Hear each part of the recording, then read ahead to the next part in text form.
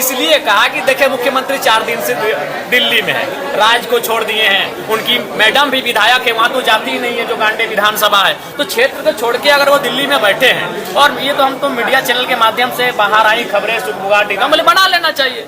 छोड़िए, ऐसे भी पहले भी ये रहे बनाए हैं, तो जब उप मुख्यमंत्री थे माननीय हेमंत सोरेन जी तो बीजेपी के साथ इनकी सरकार बनी है, तो बना लेनी चाहिए अगर वैसे हो रहे तो मैंने ऐसा कहा। क्या गठबंधन में आप ही हिस्सा होंगे क्या? नहीं, हम जहाँ हैं वैसा ही रहेंगे हम लोग। ये लोग अगर सरकार बना लेंगे तो हम लोग को तो और बहुत दूर रहेंगे जी, तो और मैंने आगे चले जाएंगे। तो इसलिए मैंने ये इसलिए कहा कि चूंकि खबरें बाहर आ रही थी और नहीं होता है तो सरकार को कम से कम केंद्र से समन्वय स्थापित करना चाहिए। ये सच्चाई है कि केंद्र का जो अंश मिलता है राज्य को, इस राज्य के साथ सौतेला व्यवहार हो रहा है। इस बात से हम भी सहमत हैं कि झारखंड राज्य के साथ दिल्ली में जो बैठी एनडीए की सरकार है सौतेला व्यवहार कर रही है।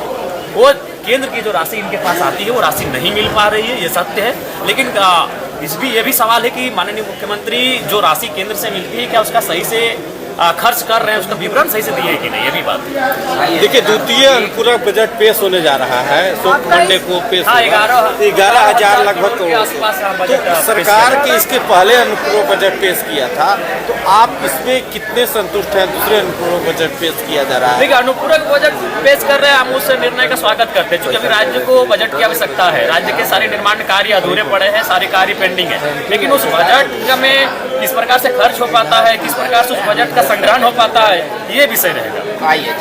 तो लगातार जिस तरह से सीजीएल परीक्षा को लेकर हाईकोर्ट से लेकर सड़क तक पूरा हंगामा हुआ, हाईकोर्ट उसके बाद निर्देश दिया कि रिजल्ट जारी किया जाए, इसको आप किस तरह से देखते हैं? देखिए, उसमें सरकार विचार कर रही है, सरकार हमें लगता है कि उस पर हम लोग बैठ कर ही बात करेंगे। अगर मौका मिले सबसे सुझाव का सर्वदलीय बातचीत में हम लोग बात करेंगे। मुद्दे बहुत सारे हैं, लेकिन अब सदन 4 दिन का है, आप भी जानते हैं 4 दिन का सदन है, तो सदन की कार्रवाई बहुत कम दिनों की है। मैं तो चाहूँगा कि कम से कम शीतकालीन सत्र और मानसून सत्र कम से कम 10 दिन का कार्य दिवस हो। बजट सत्र फिर 1 महीना चलता है, 26 दिन कार्य दिवस होता है, लेकिन बाकी जो 2 सत्र बहुत छोटे होते हैं, इसमें हमारे मुद्दे रखने का समय नहीं मिल पाता। जो आरोप पत्र जारी किया गया था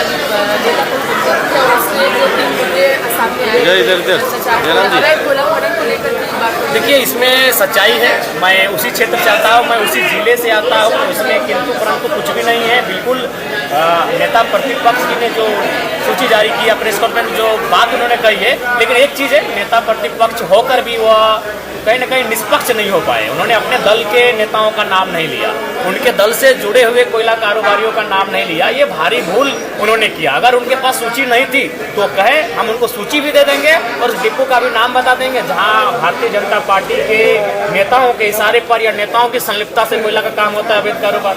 ये उन्होंने हमें उम्मीद थी कि वो एक सरकारी शिक्षक रहे हैं, वो निष्पक्ष होंगे बाबूलाल जी, लेकिन जब वो प्रेस कॉन्फ्रेंस कर रहे थे, काम तो उन्होंने अच्छा किया, लेकिन निष्पक्ष होकर नहीं कर पाए, वो अपने दल के नेताओं का नाम नहीं ले पाए। तो भ्रष्टाचार के मुद्दे पर कई पर सवाल उन्होंने घेरा और कई का नाम का खुलासा किया, तो किनका नाम नहीं खुलासा कर पाए? अपने लोगों का खुलासा नहीं कर पाए, उनके सांसद जी के नेतृत्व में जो कारोबार चलता है उन लोगों का खुलासा नहीं कर पाए। ये कौन नहीं जानता है। आज अगर धनबाद की बात करेंगे तो धनबाद में सबसे ज्यादा कोयला का पैसा किसके पास है, बाबूलाल मरांडी जी जानते हैं, और उनके धनबाद के विधायक एलबी सिंह ही ईडी का रेड हुआ, उसमें करोड़ों रुपया पकड़ाया, बाबूलाल मरांडी के साथ फोटो भी, बीजेपी से टिकट के दावेदार थे। फोटो का बात मत कीजिए, राज सिन्हा के टिकट मिला, अच्छी बात है, वो विधायक श्रेष्ठ चुने गए, बधाई, लेकिन एलबी सिंह भी टिकट के दावेदार थे। तो कौन कोयला चोरी करा रहा धनबाद के एरिया? बाबूलाल जी ही बताएंगे, उनके पास सारा रिपोर्ट आया है। आप भी उधर उस क्षेत्र से विधायक, आपको बाबूलाल जी जानते हैं कि उनके दल के लोग ज्यादा वहाँ कोयला के कारोबार के हिस्से में सम्मिलित, क्योंकि सांसद उनका 6 विधायक होते हैं धनबाद जिला में, जिसमें झरिया, बागमारा और आपका धनबाद 3 विधायक उनके पार्टी। हेमंत सरकार के रहते हुए बाबूलाल को बताए कोयला चोरी कौन करवा रहा है या उनके लोग कैसे करवा रहे हैं? नेता देखिए, सीएम के बाद कोई अगर लीडर होता है तो अपोजिशन होता है, और उनकी बात में भी गंभीरता से राज्य को लेती है, राज्य लेती है, मीडिया लेती है, जनता लेती है, तो निस्संदेह वो गंभीर इंसान है, गंभीर बातें उन्होंने कहा है, लेकिन बस वो निष्पक्ष नहीं होकर पाए, वो अपने लोगों का नाम नहीं गिना पाए। आप सुझाव देंगे क्या? लाइव चल रहा है, लाइव जी, मैं उनको सुझाव दूंगा, मैं उनको लिस्ट भी दे दूंगा कि उनके लोग कहाँ खनिज संपदा की खुली लूट हो रही है, ये हमारे मुद्दे होंगे, हमारा ध्यान आकर्षण का विषय भी यही होगा। और विशेषकर जो राज्य अभी आर्थिक संकट झेल रहा है, इस पर राज्य सरकार को सुझाव भी होगा कि जो अवैध तरीके से हमारे करप्शन जो हो रहे हैं उन पर नियंत्रण करके राज्य के खजाने को भरा जाए। अच्छा, ये कहा जा रहा है कि जेएमएम प्लस बीजेपी का जो चर्चाएं हो रही है, अगर ऐसा होता है तो जयराम महतो किधर जाएंगे? लेकिन नहीं, हम जहाँ हैं वहीं रहेंगे, हम जैसा है वहीं रहेंगे। बस हम लोग यही चाहेंगे कि भाई राज्य का विकास हो, राज्य के जो लोग हैं उनके जो मुद्दे हैं उन मुद्दों का समाधान हो, हम लोग यही चाहेंगे।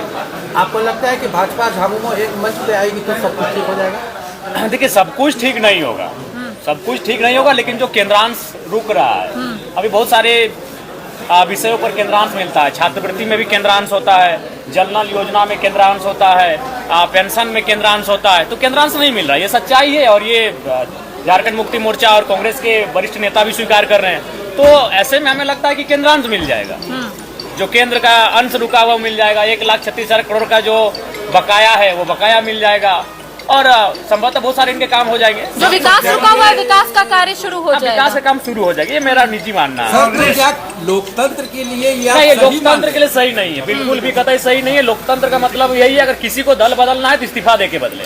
मध्यवर्ती चुनाव हो, अगर आपको लगता है कि आपने जिसके साथ गठबंधन किया है उससे आपकी विचारधारा मेल नहीं खा रही है तो मध्यवर्ती चुनाव करें और तमाम विधायक हैं जो इस्तीफा दें। बिल्कुल लोकतंत्र के लिए सही नहीं है। जनता ने आपको इसलिए चुना है कि हमने आपको एंटी बीजेपी वोट किया है। जयराम जी, बेरमो को जिला बनाने की मांग बहुत वर्षों से की जा रही है, अभी तक पूरा नहीं हुआ है। वहाँ की जनता ये चाहती है कि बेरमो अलग जिला बने। आप उस क्षेत्र से आते हैं, क्या जी? मैं भी इस बात से अवगत हूँ। बेरमो अलग जिला की मांग दशकों से हो रही है, मिलना चाहिए। और ये माननीय मुख्यमंत्री ने तो स्वयं कहा था कि सभी विधायक अपने क्षेत्र में जाएं, भ्रमण करें और कौन सा प्रखंड उनका दूरी में है, कौन सा जिला उनका, माने जिला में कौन सा नया जिला बन सकता है, नया प्रखंड बन सकता है, इसकी सूचना दे। तो हमें लगता है सभी माननीय सदस्य शायद रिपोर्ट तैयार कर लिए होंगे। अगर कर लिए होंगे तो सबमिट करना चाहिए, हम भी सबमिट करेंगे कि मेरा कौन सा प्रखंड नया बनना चाहिए और कौन सा क्षेत्र मेरा नया जिला बनना चाहिए। ये जो जेएलकेएम की तरफ से पद यात्रा निकाली जा रही है, इसमें सिर्फ मुद्दे छात्र हित के हैं या फिर अन्य भी मुद्दे हैं? अन्य मुद्दे भी हैं, स्थानीय नीति मुद्दा है, नियोजन नीति मुद्दा है, अन्य मुद्दे भी हैं। छात्रवृत्ति को लेकर क्या कहेंगे कि आंसू के विधायक 1.5 साल से छात्रवृत्ति नहीं मिल रहा है? निसंदेह छात्रवृत्ति का मुद्दा ज्वलंत मुद्दा है, जो कि हम लोग छात्रों के बीच से आते हैं और अभी भी छात्र हैं। ऐसा नहीं है, मैं पहला विधायक हूँ जो अभी भी छात्र है और करंट छात्र है। ऐसा नहीं कि मैंने पढ़ाई छोड़ा है, मेरी पढ़ाई चल रही है। तो उनके आंखों में आंसू है। 2 दिन पहले एक लड़का मेरे जनता दरबार में मिलने आया, बेचारा रो दिया मेरे सामने। वो लड़का रो दिया कि दादा मैंने स्कॉलरशिप नहीं मिल पा रहा है, एडमिशन तो कर लिए हैं, हम फंस गए हैं, अब क्या करेंगे। वो रो दिया, मेरे सामने लड़का रो दिया। फिर उसको हम ढांढस दिए कि भाई हिम्मत रखो, अगर छोटा मोटा कुछ सही होगा तो हम भी तुम्हारा करेंगे, लेकिन हम प्रयास करेंगे। इस बार के विधानसभा सत्र में हम लोग छात्रवृत्ति का मामला को उठाएंगे और बहुत सारे विधायक उठाएंगे। सर, लंगे पांव कब तक? आजीवन आजीवन आजीवन, जब तक सदस्य रहेंगे तब तक। चलिए, आप बताइए कौन सा काम, कौन से जगह विभाग के लोग इनसे खुश है, बता दीजिए। एक चीज आप जो पास है, लेकिन पास से नहीं चलेगा, टॉप होना चाहिए, विधायक होना चाहिए। एक चीज आपने कहा था कि